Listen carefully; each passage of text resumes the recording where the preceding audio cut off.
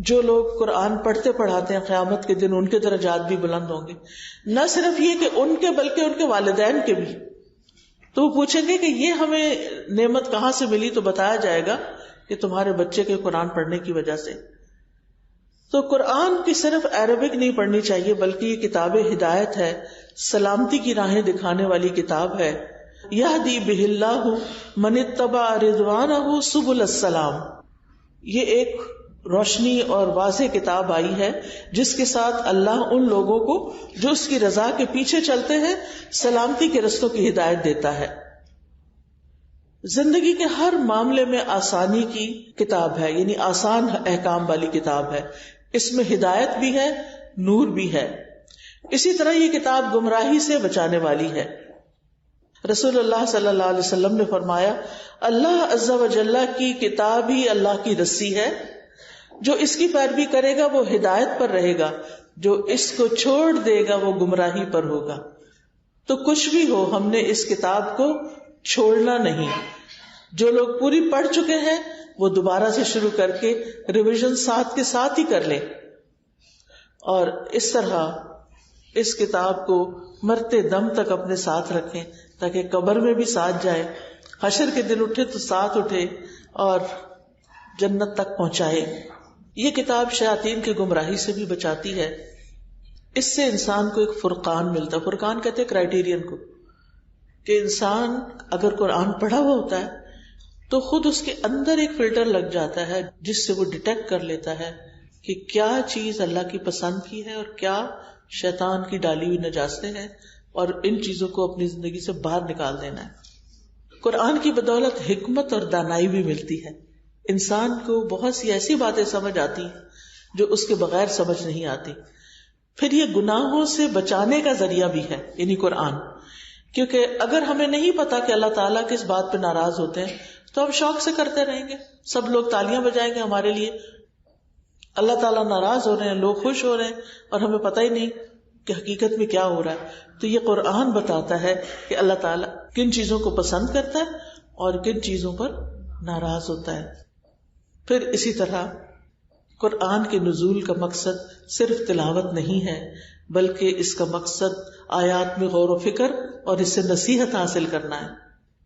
سورہ صاد میں اللہ تعالیٰ فرماتے ہیں کتاب انزل الیک مبارک لیدبروا آیاتہ ولیتذکر اولو الالباب.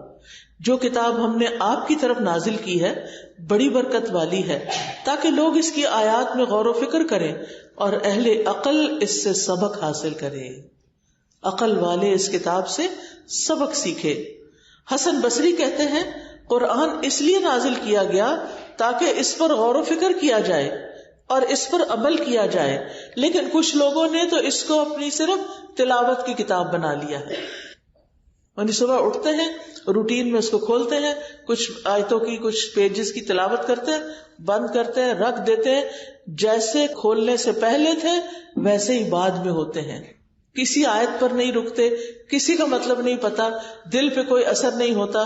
لہذا پڑھنا ثواب کا تو ہو گیا لیکن عمل میں کچھ نہیں آتا. اللہ سبحانہ وتعالیٰ قرآن مجید میں قرآن پر تدبر کا حکم دیتے ہیں. فرمایا افلم یدبروا القول ام جاءہم ما لم یأت آباؤہم الاولین.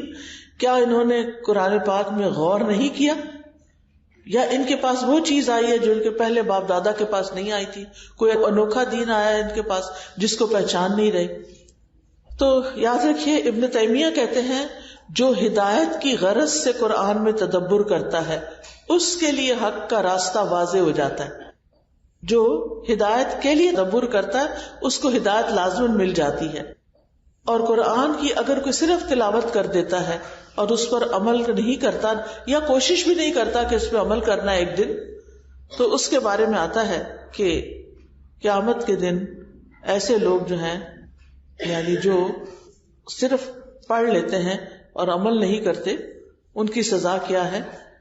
آپ نے فرمایا میں معراج کی رات ایسے لوگوں پر گیا جن کے ہونٹ کینچیوں سے کاٹے جا رہے تھے آگ کی. جب وہ کاٹے جاتے تو پھر مکمل ہو جاتے. میں نے پوچھا ہے جبریل یہ کون لوگ ہیں؟ انہوں نے کہا یہ آپ کی امت کے وہ خطیب ہیں جو اس چیز کو کہتے تھے جس کو خود نہیں کرتے تھے. یعنی کہنا کچھ اور کرنا کچھ.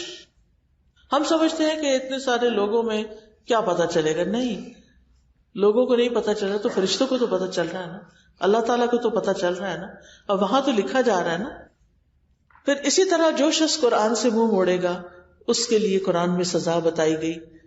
وقال الرسول یا رب ان قوم اتخذوا هذا القرآن مہجورا، اور رسول کہے گا اے میرے رب بے شک میری اس قوم نے قرآن کو چھوڑ دیا تھا. کیا ہم چاہیں گے کہ قیامت کے دن اللہ کے رسول صلی اللہ علیہ وسلم ہمارے بارے میں یہ بات فرمائیں کہ انہوں نے قرآن کو چھوڑ دیا تھا؟